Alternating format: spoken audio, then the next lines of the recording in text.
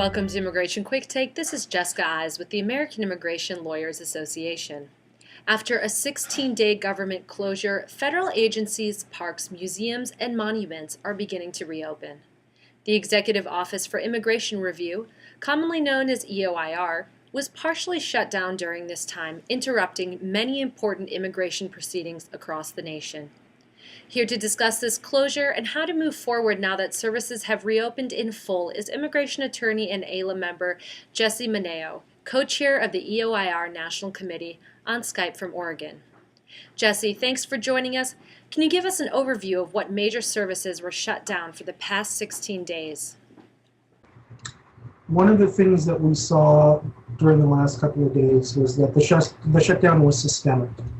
And so many DHS agencies were affected by the shutdown, including ERO, including the Office of the Chief Counsel, and then of course the Office of the Chief Immigration Judge and the BIA were impacted by the shutdown. So in terms of removal proceedings and the appeals, ERO, OCC, Office of the Chief Immigration Judge and the BIA are impacted. Thank you, Jessie. And do you expect continued delays as EOIR tries to deal with the backlog of work? Yes, I think we all need to be prepared for continued delays. It's not just delays with the immigration court. I think we need to be prepared to experience delays again throughout the entire system.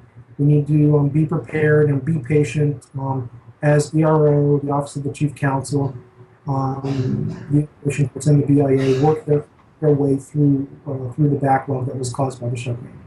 What can AILA members do to facilitate their cases and ease this transition along? I think one of the things that folks have to do is be creative and try to find ways to push your case forward unilaterally.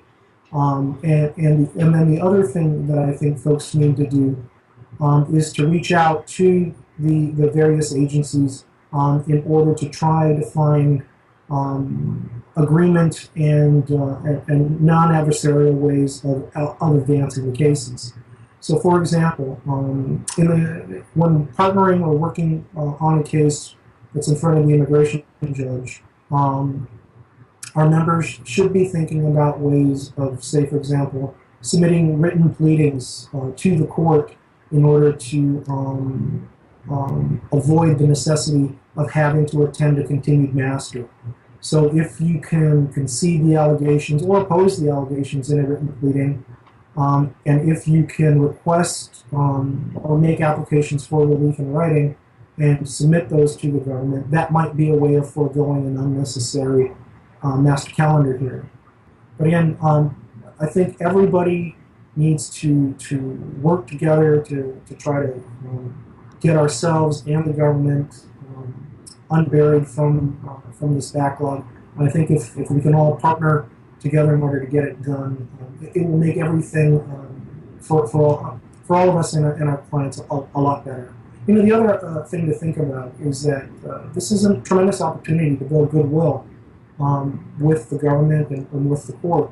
So reach out to them, extend a helping hand or the offer of assistance, and you may be helping yourself career-wise, and you may also be helping your client in the long term. So those are things to think about. Thank you, Jessie, for joining us. For the rest of you, thanks for watching, and stay tuned for more updates through the American Immigration Lawyers Association.